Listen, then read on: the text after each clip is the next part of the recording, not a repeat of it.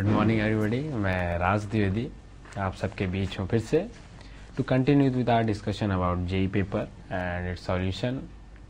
We were discussing chemistry और काफ़ी सारे क्वेश्चन हमने डिस्कस कर लिए थे। 4-5 क्वेश्चन बाकी थे और जल्दी जल्दी मैंने एक क्वेश्चन छोड़ दिया था आउट ऑफ सीक्वेंस जाके। तो एक बफर का क्वेश्चन था मोर देन वन में, जो मैं डिस्कस करूँगा सबसे पहले आपसे। और क्वेश्चन था कि which of the following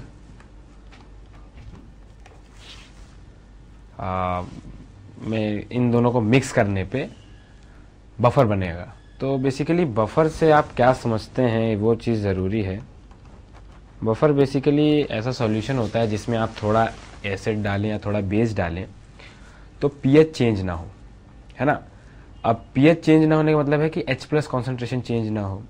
basically अगर आप एसिड डाल रहे हैं तो एसिड क्या देगा आपको, H+ आयंस देगा, H+ कॉन्सेंट्रेशन बढ़ेगा और पीएच लो हो जाएगा। और अगर आप बेस डालेंगे तो OH- आयन देगा या फिर H+ आयंस एब्जॉर्ब करेगा, तो H+ कॉन्सेंट्रेशन कम हो जाएगा और पीएच बढ़ जाएगा। बफर से हम ये समझते हैं कि ऐसा सॉल्यूशन जिसमें आप एसिड डालें थोड़ा सा तो पीएच चेंज ना हो, थोड़ा बेस डालें तो पीएच चेंज ना हो।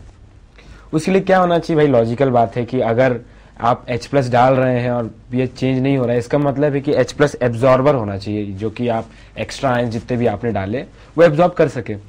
और ऐसे ही अगर आप H+ आपने बेस डाला जो H+ आयन खा जाता है, तो ऐसी कोई चीज़ होनी चाहिए जो कि H+ आयंस दे। तो बेसिक मीनिंग तो आप सबको पता चली गई। और होता है क्या है बफर में कि एक अगर वीक एसिड है तो उसका सॉल्ट होता है विथ स्ट्रॉन्ग बेस, इन दोनों का मिक्सचर बफर बनाता है। अगर वीक बेस है तो बेस का सॉल्ट विथ स्ट्रॉन्ग एसिड, ये कॉम्बिनेशन आपका बफर बनाता है। तो क्या हो गया, weak acid plus it's salt with, ये विथ का सिंबल है, विथ स्ट्रॉन्ग बेस, या फिर strong base plus it's salt with,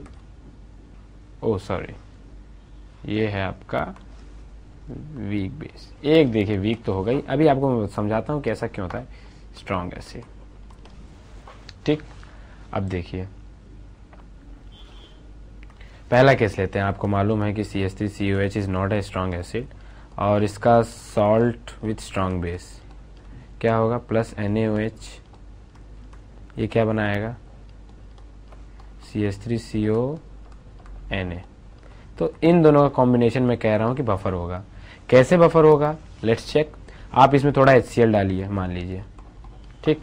अब आपको ये मालूम है कि HCl is a strong acid और एक ये हो गया आपका स्ट्रॉन्ग एसिड, ये हो गया आपका वीक एसिड। सॉल्यूशन में ये भी है और ये भी है, आपने थोड़ा सा ये डाल दिया HCl। आपको मालूम है कोई चीज स्ट्रॉन्ग है डोमिनेट करेगी, दूसरे को डिप्रेस करेगी, सप्रेस करेगी। Common ion effect, common ion effect में क्या होता है कि वीक चीज को सप्रेस करता है स्ट्रॉन्ग चीज।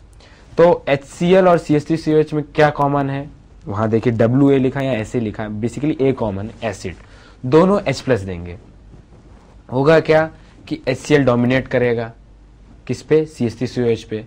तो CH3COH के आयनाइजेशन को ये क्या करेगा, सप्रेस करेगा।